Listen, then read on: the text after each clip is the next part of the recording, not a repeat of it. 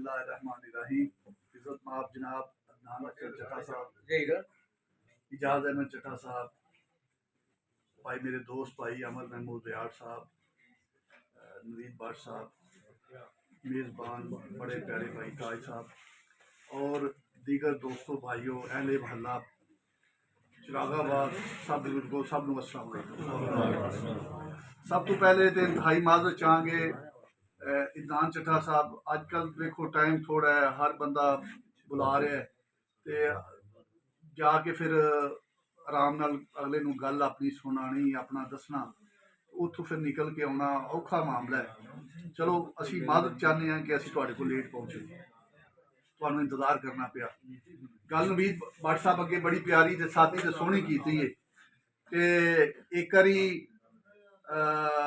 8 तारीख वाले दिन साढ़े भाई नान अफजल चट्टा साहब नूं और डॉक्टर निसार चीमा साहब नूं वोट दे के कामयाब करा के ते वेखो इंशाअल्लाह पिछले जेहड़े लामे ने जिंदाबाद जिंदाबाद जिंदाबाद इंशाअल्लाह जेहड़े भाई पिछले लामे ने वो भी धुप जाणगे। तुहाडे जेहड़े काम काज ने वो असीं समझने आ कि सानू कुछ काम जेहड़े साडे पिछे रह जाते होंदे हन वो असां चौखे इदनान चट्टा साहब कोल लैने कर रहे हैं ते डॉक्टर साहब नूं भी असां तंग घट करना है, जज साहब नूं भी असीं तंग घट करांगे।